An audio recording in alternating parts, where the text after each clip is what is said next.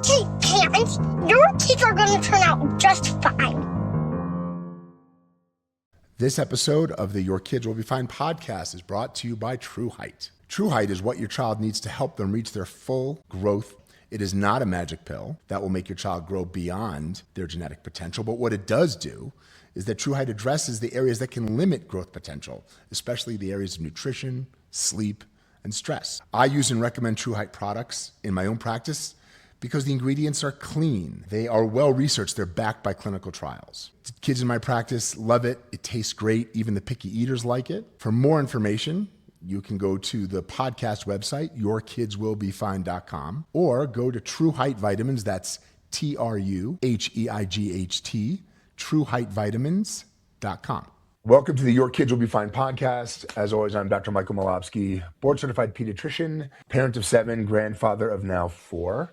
And joining me today is Michael MacLeod. Did I say it right, Mike? Yes, MacLeod. You did. Michael MacLeod, absolutely. Thank Right. you so much. Like the main character in Highlander. Yes, I've heard a lot about that, yes. I've never actually seen Highlander, but I've heard a lot about it. Exactly. So as always, Your Kids Will Be Fine, we try to help parents who are overwhelmed with information, help decrease their anxiety about their parenting choices, and help them understand that their kids will be fine. And today we are going to have a pretty good discussion. Michael MacLeod is a big content creator and specialist in all things related to ADHD and executive function. I'm going to let Mike introduce himself. Sure. So my name is Michael MacLeod. I'm an ADHD and executive functioning specialist. I'm the owner of GrowNow ADHD, which is based out of the Philadelphia region, where Dr. Mike went to school, Penn, one of the best schools there is. And we serve families all across the country and internationally.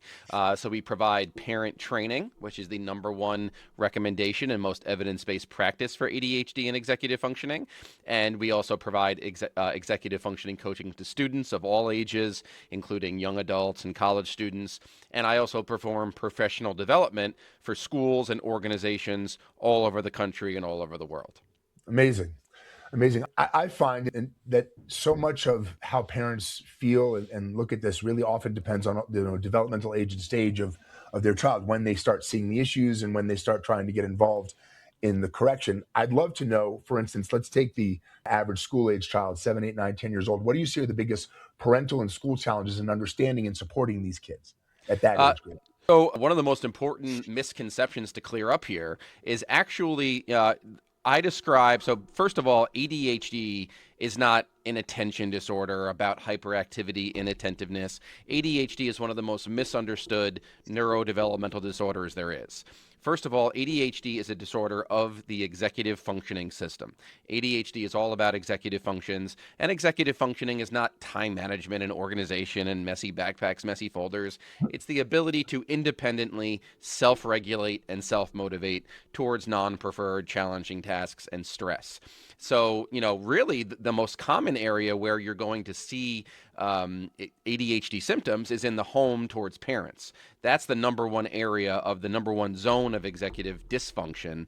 In terms of in the school, at that really early school age, you're going to see a lot of task refusal, an inability to, get work done, initiate, persist, and complete the non-preferred academic tasks. You can see a lot of issues with calling out at inappropriate times, seeking that instant dopamine rush of making their peers laugh or getting the attention on them. A lot of ADHD is not so much attention deficit, it's more of negative attention stimulation disorder, being highly... I also heard Russell Barkley call it intention disorder, not... Yeah, that's exactly what it is. And Dr. Russell Barkley is the best of the best, just recently retired, but obviously has a foundation of wealth all over the internet and on podcasts. But behaviors in school, socially, calling out, not getting work done. But a lot of it is really going to be, that morning routine and getting to school on time, because school is such a demotivating thing. That's true. I feel like a couple of things I want to throw out in terms of my observations with someone with your background in coaching and helping parents. I just wanted to get your reaction to it. So one is that school becomes demoralizing quickly because effort and results tend not to line up very early on. And even though in the child's mind, they feel like, well, I'm trying my best because of the amount of mental energy it takes to direct attention and effort toward things that are not gratifying and not preferred. So their internal effort level feels like it's very high, yet the results continue, at least from what school deems positive results, don't line up. And so it becomes less and less motivating. Do you feel that that's true? Oh, absolutely. And let's be honest, schools have made a lot of really negative changes over the past 10, 15, 20 years in terms of cutting back on recess time, free play time, project-based learning, all those things that actually really help kids. So number one, the biggest issue that schools have done over the past 10, 15 years is the introduction of ed tech and one-to-one personal laptops. I know here where I live in the Philadelphia region, kindergartners spend a lot of time on iPads and one-to-one devices. So that has become incredibly dysregulating. It has been one of the worst things in the history of American education. There's a great book that just came out called The Digital Delusion by Dr. Jared Horvath, breaking down all the statistics of writing scores, school attendance, dysregulation, behavior problems since the introduction of one-to-one technology. So school has become a place where we foster anxiety instead of resilience, where we're fostering negative self-image instead of a positive self-image. We've created an environment where kids don't feel very good about themselves, where they're heavily dysregulated. And this is before their brain is developed enough for them to be able to self-advocate and express, I don't like the way I feel when I'm here. I don't feel good about myself. The work being placed in front of me, let's be honest, the first grade in 2026 is a lot like the third, fourth, fifth grade of 10, 15 years ago. So 100%. we're making education unnecessarily more difficult. We're teaching little babies sight words before their brain even has the ability to memorize sight words. And it's becoming far too anxiety producing. And we're getting too much pressure from politicians and standardized tests and these big organizations and big tech pushing their products on kids. And school is becoming a really anxiety producing environment. And I think we're seeing it with our school refusal and attendance numbers. Not to over romanticize, but it's your position that perhaps the classroom should look more like it did in the 70s and 80s, where Absolutely. there was a lot more emphasis on releasing kids to independent group play, a little less over supervision, and a little less emphasis on this hardcore metric-based, measurement-based process starting as early as kindergarten. That's exactly it. And that's what these teachers now, I have the privilege of traveling the entire country and getting to know these teachers on the front lines. And the amount of pressure they're getting from higher ups to do everything on computers and do every single thing on technology and just to teach to the test. And everything is all about standardized test scores because that's where the funding comes in. And it's this classroom versus this classroom, this versus this school versus this district. It's unnecessary competition where we're doing the opposite of all these other countries like Finland and all these other things that have a great schooling program, education-based program, all based on the research that was done here in America on how kids learn the best and how schools should look. We chose to ignore the research and follow the funding and the money, and all these other countries decided to take our research and actually use it, and they're seeing the benefits.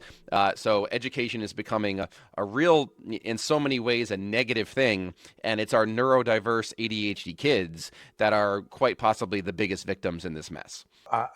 I wanted you to react to this because it's one of the things that I kind of also gleaned from learning from Dr. Barkley at times, that ADHD has always been present in our society, in human culture perhaps, because maybe it's not as much of a disorder as much as it is an operating system. That every group of people we all needed people with ADHD because of this intense focus, especially when it's an interesting project about this novelty seeking type of behavior that benefited people, and that they have tremendous gifts. I mean, I don't know how many kids you have, but I have, after 7, we have a child with really pretty tremendous ADHD. But I really come to appreciate that parent. She's now almost 18, but she has just this phenomenal sense of humor. She is hilarious. She can get a room going. She has intense loyalty. She just has all these really amazing qualities that I see all of these kids express. So I feel like treating it like a disorder all the time because it doesn't fit really well into the current school system. But when we find spaces for these kids to express their strengths and they can feel celebrated and feel positive, because I feel like school is becoming a place, like you pointed out, where they're just being hammered on all the things that they don't do well. Is she going to follow your footsteps in medicine and all those sorts of things? I don't know. I only have one child in medicine. He's graduating from med school this spring. Very cool. I don't think anybody else really feels that interested in it, which is fine. But well, that is pretty cool that you're able to kind of see the difference between what he's about to go through now with med school now versus what you went through. Totally. It's not even close to the same thing. That's fascinating. Not even close. That's the beauty. That's the beauty of having kids. I have a 4-year-old daughter, so still, slowly getting to your incredible feats of where you've gotten with your kids. But yeah, you're absolutely right. ADHD definitely has some incredible gifts and that ability to hyperfocus and that ability to the ADHD really truly wants to surround themselves with certain people, have lots of friends, have lots of relationships. But at the end of the day, this is something that requires treatment, whether it's medication, parent training when they're younger, very specific type of schooling, in many ways almost like a screen-free childhood and adolescence in so many ways, because in today's world you cannot describe ADHD without also describing a very debilitating screen addiction.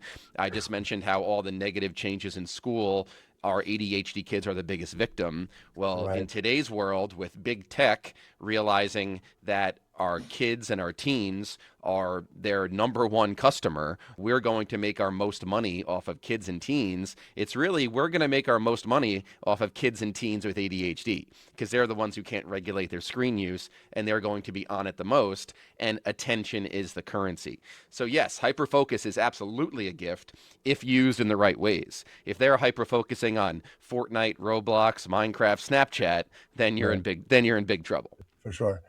I always found it baffling, especially I understood the need for computers in schools in the 80s but nowadays when literally every household has 5 of them, the idea that school needs them to me seems antithetical. I feel like school should be a place where they are shielded from it, that there's, I think Dr. Haidt's work has outlined the benefit of phone-free schools. Absolutely. I don't know, in Philadelphia and Colorado, I think the schools are finally tuning into this, that schools should be phone-free. And I think schools should be mostly computer-free because of what you pointed out. And I think the biggest benefactors of both phone-free schools and computer-free schools are going to be the neurodiverse kids and the kids with ADHD. That's exactly it. And there's no reason, when you and I were in school, there was separate computer labs where you would go to the 64s lined up. Absolutely. I had it where it was those multicolored MacBooks with the different colors. Right. And that was necessary. And that was it. We would go there, we would learn Word, Excel, how to do research.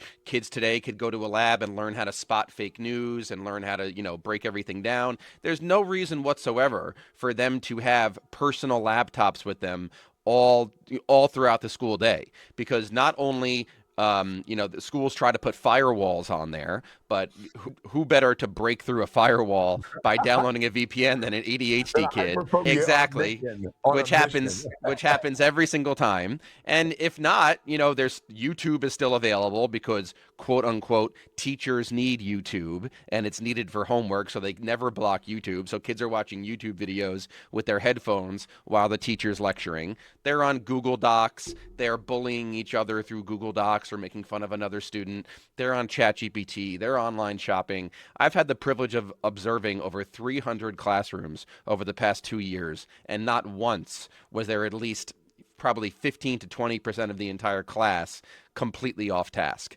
And it's not and it's not only the academic side of things. How about during free periods, during lunch and study hall, or when all the work is done, the last 10, 15 minutes of class, kids aren't socializing anymore and getting to know each other. How about the ADHD kids that need that proximity to peers because they don't get it on the weekends, they don't get it after school because of some social executive functioning deficits. They need to practice social dialogue, but instead they're on addictingmathgames.com playing these brain-rotting games and not having a chance to interact with each other. So it's really sad, the environment we've created by giving these kids and teens open access to the internet. The internet is a really dangerous place, and we've made it basically their entire lives. So basically, as soon as we've stolen play and boredom from childhood, on came this horrible youth mental health crisis. And we currently are in this youth mental health crisis, and we keep blaming all these different things like food dyes and this and that, when at the end of the day, let's be honest, it's screens. You can correlate the entire youth mental health crisis to the rise of the iPhone, Fortnite, Roblox, Minecraft, Snapchat, all of those different things. We stole play, we stole boredom, and kids can't regulate and motivate on their own anymore. And I think that I tell every parent who with little kids, they got to read Jonathan Haidt's book, because he provides a paradigm for this entire point that you made, that it isn't going away. So parents have to have an intentional paradigm for how you're going to approach this from the get-go with your kids. And schools have to be aligned with it if we're going to make progress. I love the idea about boredom. I talk about boredom a lot, because I began to reflect when I raised kids in the 90s, the 2010s. And of course, that triggers a reflection a lot of my own experience. And boredom was literally a ubiquitous part of your life. Yes. When in the 70s and 80s and 90s. And it was just built in. There was no intention to it. But only now when it's gone do we realize, I think neuroscientists are pointing out really well, what a tool boredom is, that it's a superpower, that boredom activates this default mode network you can only access in those times. And I try to point out, when do you have your best ideas? When I point out to kids who I'm talking to, when you're in the shower, when you're driving, when you're forced into that space, but they don't have the opportunity to inhabit that space anymore, the way it used to literally surround us all summer. Boredom is literally like going to the gym for your brain. It is. It is literally building up that prefrontal cortex and the executive functioning system when we're bored. Because let's think about it. When we're bored, we use our imaginations. We sit with our thoughts and we learn to organically self-regulate. And one thing that people have to realize is that imagination and executive functions in so many ways are the exact same thing. The foundation to all executive functioning is this great internal skill called nonverbal working memory. And nobody describes this better than Dr. Russell Barkley and individuals like Sarah Ward and Kristen Jacobson. Is overall nonverbal working memory is the visual imagery system of the brain. And by 1 year of age, human beings have a stronger nonverbal working memory system than all other living species. And our nonverbal visual imagery system is our ability to visualize our past experiences, our memories, learn from the past, gain competence and confidence from past experiences, and not repeat mistakes because we didn't like that emotion tied to that image. And we also have our nonverbal visual imagery foresight, where we're able to visualize the future and figure out what the future might look like so we know what to do now. So we can better plan, prioritize, problem solve, and delay gratification towards the future. And we learn that by being bored and sitting with ourselves. And we naturally learn mindfulness and self-regulation and self-motivation through that boredom.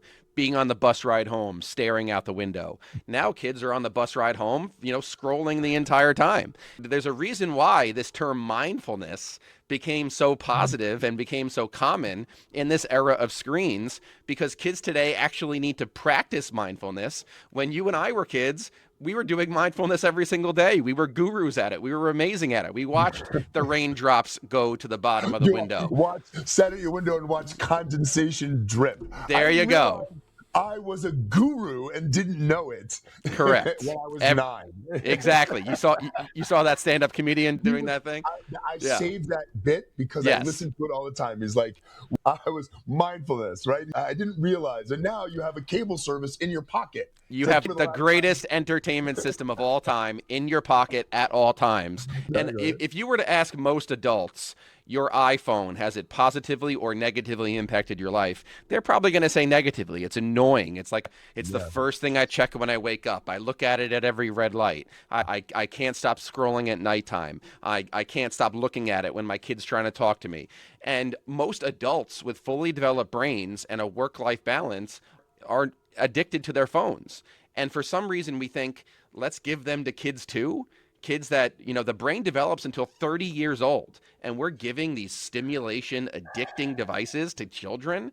There's no difference between this and a cigarette or alcohol and nicotine and all these addicting Well, when things. it comes to the dopamine system, it all feels The exact same thing. And giving them to kids is one of the biggest mistakes we have ever made, because now we're creating an entire generation of youth that's in so many ways so dependent, dormant, depressed, unemployable, really lacking the social relationships, very lonely. This entire generation of individuals that don't have true relationships, don't have true talents or interests because the talents lay dormant inside of them. You talked before about ADHD being a gift. How many ADHD kids out there are incredible artists, musicians, athletes, but we never get to find out about it because their entire childhood is spent on the Xbox. they're shackled, so they don't get a chance to express it and Yep. realize it, even though it's there.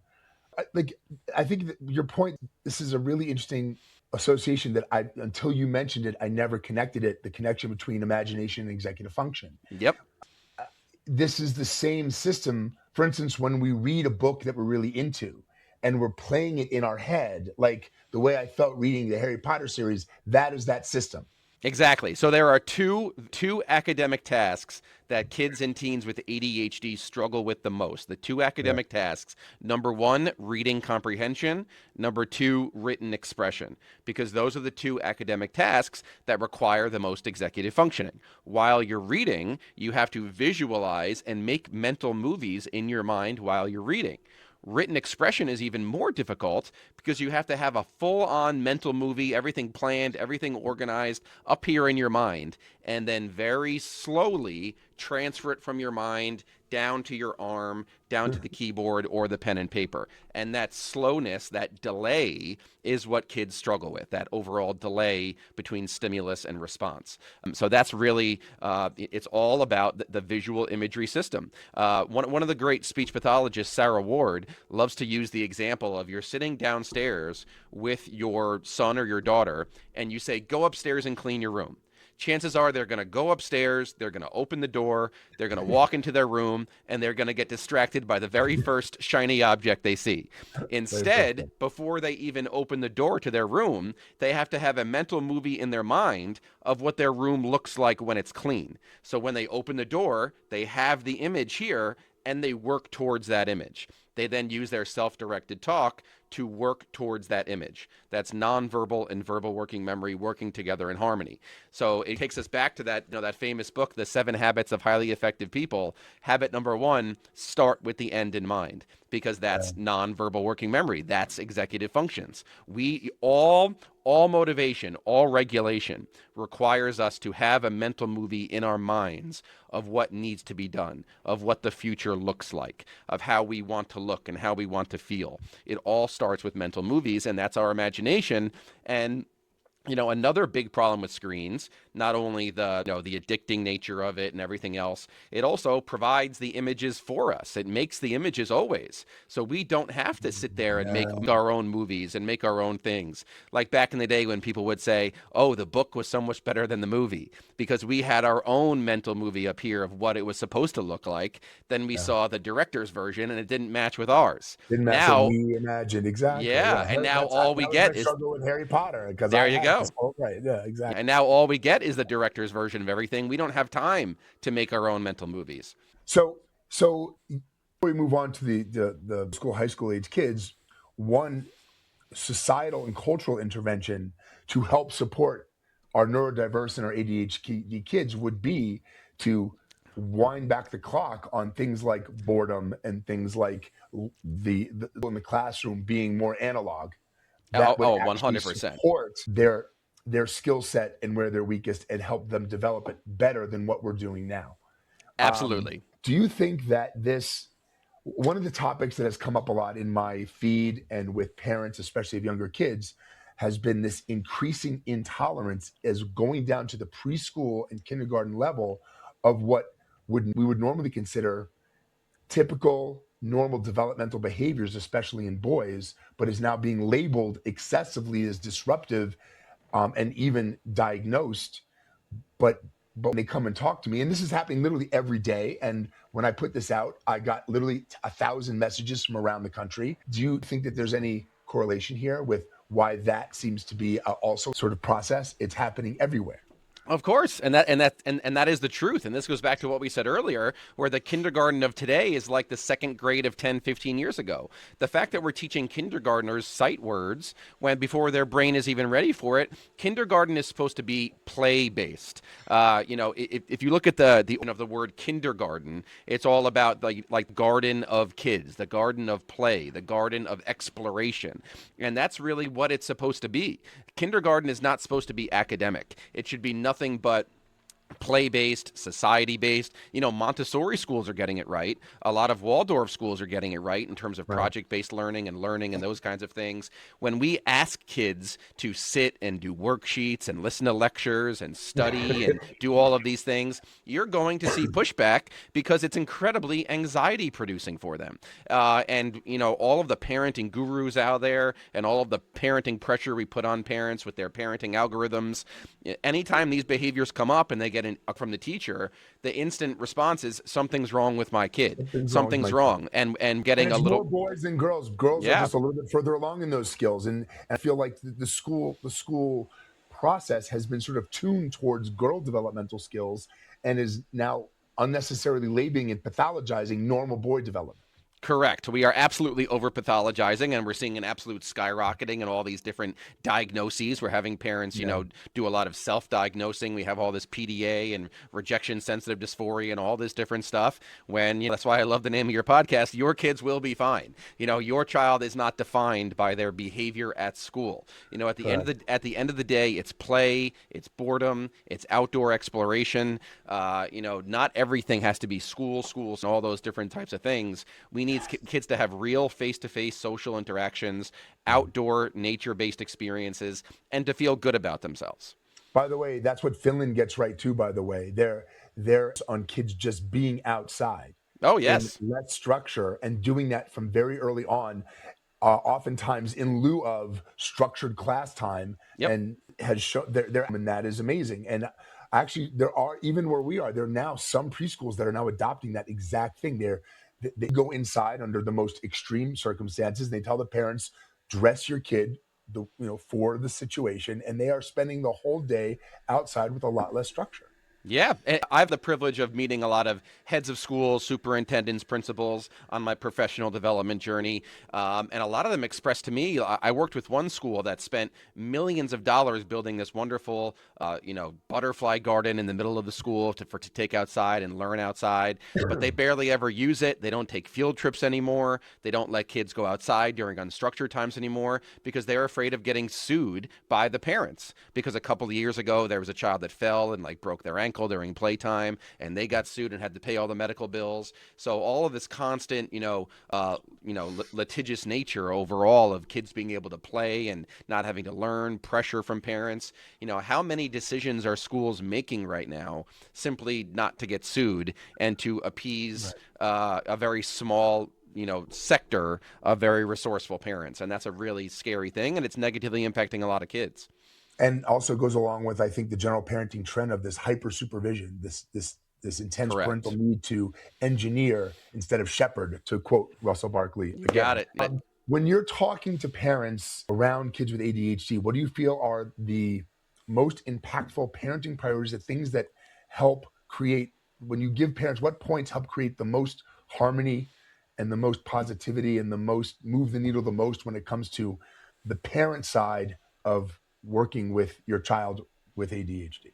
Absolutely. So the number one rule in all of ADHD parent training is use 90% less language. So when you're an ADHD parent, you tend to talk, monologue, or lecture. If you are an ADHD parent, you have to remember this quote: language makes dysregulation worse. The more you talk, the more dysregulated they are. The problem with the ADHD brain is it is time blind. It is hardwired towards instant gratification, which is exactly why the ADHD brain goes hand in hand with screen addiction. So at its baseline, at its main point, the ADHD brain is always seeking two main things: screens and conflict. And if screens are not available to them, they're going to go for conflict. There's the old saying of, if a tree falls in the woods but no one's around to hear it, does it make any noise? Well, how about if mom and dad aren't in the same room? Are there any ADHD behaviors? That's the big thing. So you learn to remove yourself from the situation. Unplug the power source, remove the negative stimulus, which is you. The more you talk, the more you monologue, the more you verbal prompt. If you go to an ADHD child and you say, go put your shoes on, you're giving them two different forks in the road. They could put their shoes on and hear a quick good job, or they could not put their shoes on and have you chase them around the house for 3 hours. You know which one they're going to pick, because they get dopamine from negative attention when they have the stage, the spotlight, the microphone. So if they feel like they have mom and dad in the palm of their hands, they're going to do it, which is exactly why they'd rather get into a 3-hour argument than do 5 minutes of homework. And these ADHD parents feel like they have to be the homework secretary and nothing. So all of these, so the number one mindset that creates ADHD parenting burnout is nothing gets done unless I step in. And that's one of the biggest problems, and it creates something that I refer to as the ADHD paradox. So you have an ADHD child who's struggling in their executive functioning system, which means they're going to be more prompt dependent and less independent. They're going to need you as the adult and the parent to act as their executive functions. And then that causes the parent to overprompt, get too involved in literally every aspect of the child's life, unintentionally become a permissive helicopter parent, and constantly live every day with the mindset, nothing gets done unless I step in. And because the parent acts as the child's executive functioning system for too long, the child becomes more and more and more prompt dependent as they get older. As kids get older, they're supposed to become less prompt dependent and more independent. They're supposed to be able to do homework by themselves and set up plans for the weekend by themselves and get part-time jobs by themselves and all these different things. And, they're supposed to be able to email teachers by themselves and not have you do it for them and advocate for themselves. But over time, they become more prompt dependent because the parent thinks nothing gets done unless I step in. And this all the way to senior year of high school, where they go to college and now mom doesn't move into the dorm with them. And there's no one there to say, check your school email. Go set office hours. Make sure you get to bed on time. Make sure you eat well, exercise, put your phone away and go to the library for a few hours. And now America leads the world in first semester college dropouts. These kids get accepted to the college for all the right reasons. They have the grades because they had a massive 504 plan or a massive IEP, 100-something pages. But untimed tests and accommodations for every step. Yes. The ability to turn things in late with no points off, which is never going to fly anywhere. So all these different issues, it keeps kids prompt dependent. So unless parents gain the internal strength, and I get it, parents. So how do parents break that cycle? I mean, that as a parent, you have to then develop the ability to watch your kid fail and be okay with it. There's a fantastic book by Jessica Lahey called The Gift of Failure, one of the best parenting books I have ever read. And that's we have to remember as adults, look back on your childhood, your adolescence. What you have accomplished today, your job, your career, your relationships, most of those things probably came from struggle, from negative experiences. I'm sure med school for you was pretty darn tough, wasn't it? And look at you today. It wasn't like you just breezed through it. It was also a little bit difficult. There you go. Exactly. And parenting is one of the most difficult things you'll do because you're raising this person you have really little to no control over. This is not someone we engineer, like you said, you shepherd them. So parents have to realize, replace verbal prompts with visual prompts. Get pictures of your kids doing the tasks you want them to do. Send them the picture, show them the picture, print it out, laminate it, hang it up, make visual timelines, create these visuals to replace your verbal prompts. And you need to back off of homework. If they don't get their homework done, there has to be a consequence at school. If they're late to school, there has to be a consequence at school. The best IEPs, the best 504s that I've seen for ADHD kids are not just these lists of accommodations. They're actually increased consequences.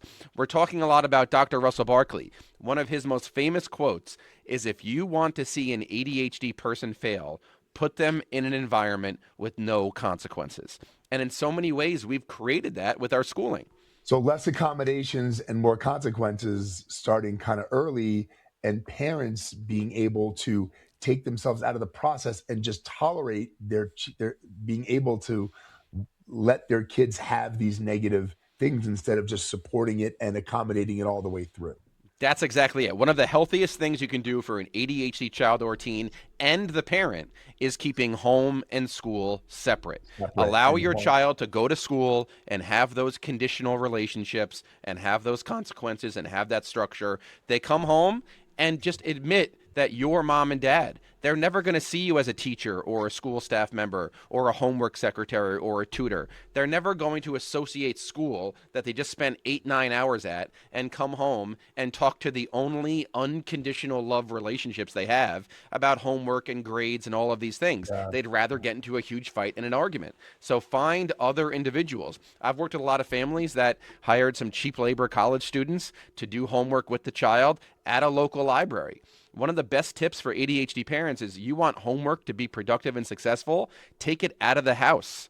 You know, Yes. homework increases as proximity to parents and the distance from parents also increases. You've also heard my position on homework in general. Of course, it's the worst. That I feel that homework that we have thankfully put ourselves in a school environment where we can say this, we're not going to sacrifice these things at home over homework. And listen, it's easy for us to say because my kids go to a religious school and we're kind of out of the system. We have just taken grades off the table. We don't Love talk it. about them. I love it. And my kids aren't in this race to nowhere to attend an elite college. I love They're it. all going to an overseas gap year or two program, and then they'll reapproach college after that when they're 20. And some of my kids did, and then one of them went to med school, and the other one of my kids found the other kids found other paths, but they are way better off for it instead of this driven race to nowhere to attend whatever labeled college that is going to make us feel good or happy or some undefined future success that we can't really identify other than just a label. And it's easy for me to say. I know it's so much harder for parents who are in school communities where that is the endpoint and that is the carrot that is constantly being rammed down their throats. It's hard to take yourself out of that.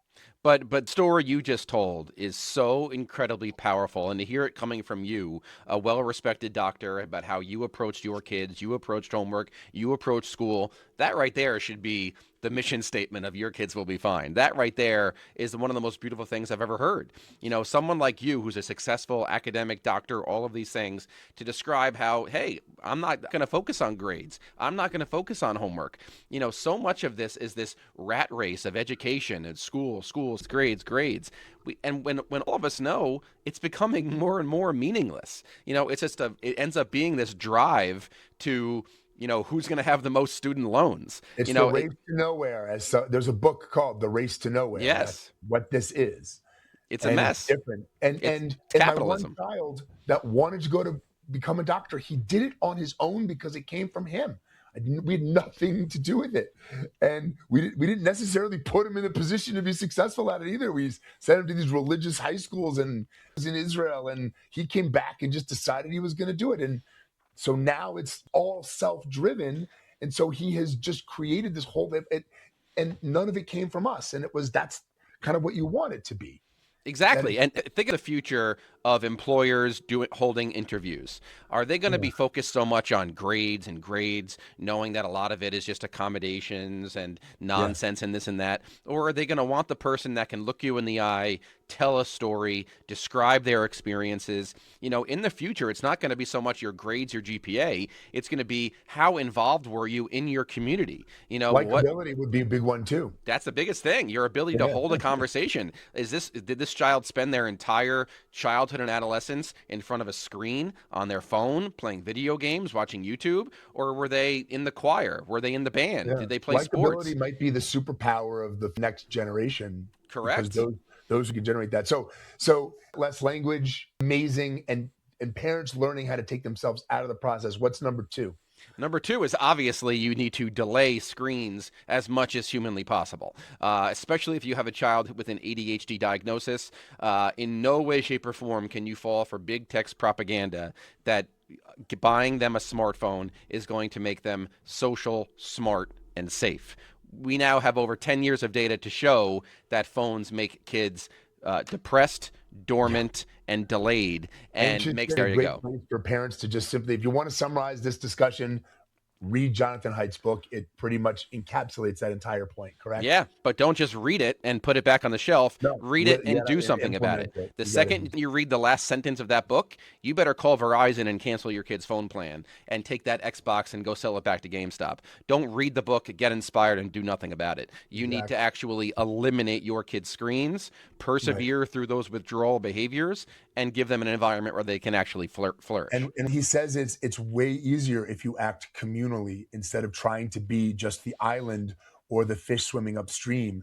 You have to create a community of parents with you, because when your kids don't feel like they're the only one, it makes it way more sustainable. Exactly, because that's where most parents fail is they go Exactly. to eliminate the phone, they go to eliminate the Xbox, and then the child, who tends to be a master manipulator, starts with, "You're the worst parents ever. You're ruining my life. I'm going to lose all my friends. Everyone's going to Right. make fun of me." And that's the parents' heartstrings, and nothing ends up getting done. So my recommendation to parents is get on social media and utilize it for what it was made for. Get on your local school district site, the page, your community page, and say, "Hey, I'm sick and tired of these screens. I'm tired of ed tech. I'm tired of phones. I'm tired of video games. Who's with me? Who wants to eliminate them with me?" And I can guarantee you're to get an incredibly overwhelming response of parents that says, "Hey, I'm ready. Let's do it together." So when that child complains and says, "You're the worst parent ever. You're ruining my life," you can say, "Hey, I'm actually doing this with 10 other parents on this block alone." So utilize those groups and do it communally. And, let's up some parent support groups and, give parents the courage to do it. Because let's be honest, there's enough data out there. The only reason most kids have screens in their lives is because of fear. And what's the best way to sell a product is fear-based marketing. You don't buy this for your child, they will not be prepared for the future. You don't buy this for your child, they won't have any friends. You don't buy this for your child, they won't be cool. So, that fear-based marketing from EdTech might be the greatest marketing campaign ever done. Fear of missing out. You got it. So FOMO. 90% less language, pull yourself out of the process and minimize, decrease accommodations, delay screens, because it is literally like crack, more to an ADHD brain than even a typical brain, but to all of our brains. What's number 3 for parents? Number 3 has to be make sure they have that third place. There used to be this incredible concept of a third place, and you and I had it when we were kids, where our childhood and adolescence was so much more than just school and home. So in today's world, kids wake up, they go to school, they come home, and their entire childhood and adolescence is the walls of the school, the walls of the home. The JCC. There you I go. mean, when we weren't doing anything else, we were there, and we didn't have anything to do at home. We were just dropped off there because there was a gym, there was a vending machine with crap in it, and there was we didn't have to supervise it, but that was the third place. It was either there or in that communal neighborhood where every kid was just in the street or in the woods or on their bikes. But yeah, that was the third place. That's exactly it. And fear is keeping parents from allowing the third place to exist. This fear of abduction, which, by the way, our society is safer than it was in the 70s and 80s, but information overload makes them feel that it's more dangerous because we hear about everything. But it's fear that's preventing parents from allowing these third places to exist. That's brilliant. Exactly. And for your second point there, first of all, the virtual world and the internet is always going to be exponentially more dangerous for your child than the outside world. There is a probably 5,000% greater chance of your child, something negative happening to your child on Roblox, Minecraft, Fortnite, YouTube, the internet, than That's them being point. outside That is way more unsupervised. dangerous than the world outside, especially in 2026. 1,000%. All the predators and all of the crazies out there, they know where the kids are, and they're on the internet. They're not outside. There's I read this. I think Jonathan Haidt might have said this, The chances of something bad happening to your child outside unsupervised in today's world is like the same chance of them getting struck by lightning 5 times in a row. On the internet, no. But to the main point of the third place, whether it's a religious organization, youth groups, being involved in your church, your synagogue, whatever it is, we used to get dropped off at the mall for hours and spend hours there and figure things out and learn money management and walk around. Parks, playgrounds, the local YMCA, Rec center, whatever. rec center. Right. Kids need to have an identity away from school where I'm this student, where I have to get good grades and I have to perform and I don't feel good about myself. And there's so much social pressures of what group am I in? Do I have friends? Am I this? Am I that? And then home, where they're constantly on top of me and all these different things. They have to have an identity outside of the family. So whether it's karate, golf, tennis, pickleball, anything involving religion, they have to have an identity outside of school, where they're a student, and home, where they are under mom and dad's microscope 24 hours a day. They need a safe space, a third place. There is decades of research to show a third place is so beneficial to a child's mental health. Amazing. I never really thought about it until we just talked about it, how that was our lives were filled with the third place. You got it. Yeah, and right. you go to Google, you type in third place child development, and there's literally like 100 years of research showing the benefits of a third place. And it wasn't until fairly recently we removed that third place from kids' lives. And what a surprise, the worst youth mental health crisis of all time. But at the point that comes to mind is it doesn't always have to be a third place with a structure, meaning that the third place could be an unstructured environment, but just that you're not necessarily being supervised by your parents. The third place can be a place that you can make an argument that unstructured is even better than structured. It is. I think there's a lot of arguments that unstructured, unsupervised has benefits. Maybe your third place is your old little bike gang of your friends in your neighborhood, where you just bike around for hours, make poles out of sticks and just, go around the town, ride around on bikes. Maybe that's your third place, is your neighborhood friends where you ride bikes everywhere. Amazing. Is there a fourth one that you'd put in that list for the top?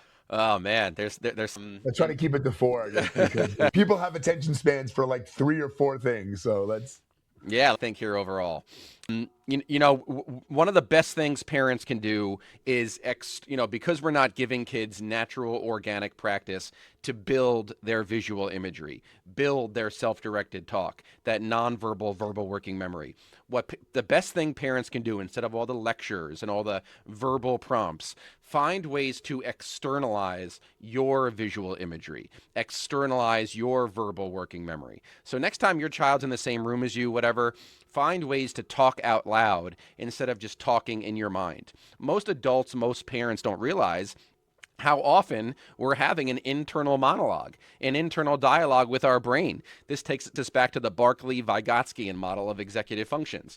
As we learn to talk to ourselves and coach ourselves through self-stated intentions, we become more independent because we're constantly coaching ourselves up. Our kids are not doing that. If they are talking to themselves, they're talking about their favorite YouTube video or their favorite meme or whatever it is. If you're in the kitchen, you're cooking, you're cleaning, you're planning, externalize that self-talk. Do it in the car when they're in the passenger seat. Instead of saying, go put your shoes on, find ways to phrase it as a question. What do you think you're going to need before we get in the car? Do you think what do you think the weather is going to be like today? What do you think we're forgetting? How do you think you're going to feel at lunch today? And another big one, we'll add 5. What you need to start doing as a parent is realizing, what am I doing for my child they are capable of doing themselves? Are you still packing your child's lunch every day when you know they can do it themselves? Are you still emailing your child's teachers when you know they can do it themselves? Are you still setting up play dates when they can do it themselves? Sit down with your partner. Find ways to, number one, alter the environment. Make sure your home does not look like a casino with an Xbox, a PlayStation, a Switch, and an iPhone and iPads everywhere. That's number one. That's the number one article. That's the number one point. And parents also, while we're on the topic of screens, We have to get rid of this mindset of, oh, one day my child will learn how to balance screens. I want him to gain skills so he can learn to do non-screen based tasks. All of that is completely false. It's not going to happen, especially if they have ADHD. There's research now that show limits don't work. Chances are you gave them too many screens too soon, and full elimination is your only option. And if you sign them up for therapy and the therapist tells you, oh, it's okay, I'll teach him to do non-screen based tasks, work with me and I'll help him be off his phone, they're lying to you. And they need customers and they need clients. That's not going to happen. Talking to a therapist is not going to help them. So what you're going to want to do is you're going to want to find ways for that child to be more responsible for their own lives. ADHD kids do best when they feel competent in who they are and they have competent roles like chores and activities and different things that is away from just mom and dad. Amazing stuff. In the interest of time, I think we definitely have to come back for a part 2, Mike. I would love that. Yeah. And we can discuss my book. I have my book here, The Executive Functioning Please, Playbook.